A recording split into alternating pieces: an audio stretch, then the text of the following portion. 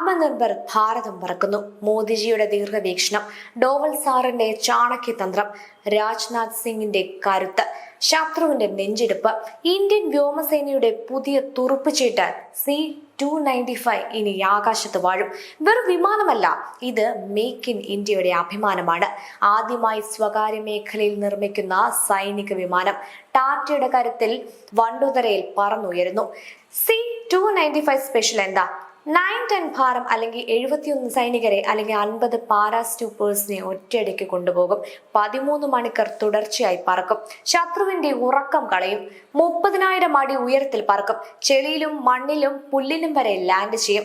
Stall performance, medical evacuation, cargo, paradrop, സമുദ്ര നിരീക്ഷണം, ഒരൊറ്റ വിമാനം 100 റോളുകൾ, എയർ ടു എയർ റീഫ്യൂലിംഗ് സൗകര്യം, മറ്റു വിമാനങ്ങൾക്കും ഹെലികോപ്റ്ററുകൾക്കും ആകാശത്ത് വെച്ച് ഇന്ധനം നൽകും.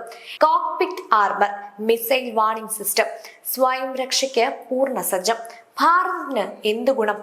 1. ആകെ 56 വിമാനം, 16 എണ്ണം സ്പെയിനിൽ നിന്ന്, 40 എണ്ണം ഇന്ത്യയിൽ ടാറ്റ നിർമ്മിക്കും. 13,000 പാർട്സ് ഇന്ത്യയിൽ ഉണ്ടാക്കും. 2. 60 വർഷം പഴക്കമുള്ള എയ്റോ വിമാനങ്ങൾക്ക് വിട, പുതിയ തലമുറയുടെ കരുത്ത്. 3. ലഡാക്ക്, നോർത്ത് ഈസ്റ്റ്, ആൻഡമാൻ എത്തിപ്പെടാൻ പറ്റാത്തിടത്തെത്തും. 4.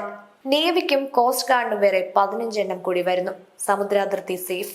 മോദിജി പറഞ്ഞത് ചെയ്തു കാണിച്ചു. വെറുതെ വാങ്ങുകയല്ല, ഉണ്ടാക്കാൻ പഠിപ്പിച്ചു. പ്രതിരോധത്തിൽ സ്വയം പര്യാപ്തത. രാജ്നാഥ് ജി നേരിട്ട് വന്ന് ഫ്ലാഗ് ഓഫ് ചെയ്തു. ഇതാണ് ന്യൂ ഇന്ത്യ. പാകിസ്ഥാൻ ഇപ്പോഴേ നെഞ്ചിരിപ്പ് തുടങ്ങി. ചൈനയ്ക്ക് ഇന്ത്യൻ മഹാസമുദ്രത്തിൽ കളി നടക്കില്ല. കാരണം C-295 11 മണിക്കൂർ നിരീക്ഷണം നടത്തും. ഷാഡ് ഇറാൻ അഫ്ഗാൻ കണ്ട വിമാനമാണ് മോനെ. യുദ്ധം കണ്ടാൽ പേടിക്കില്ല. ഇത് വെറും തുടക്കം മാത്രം. 2047 വികസിത ഭാരതത്തിലേക്ക് പറക്കാം.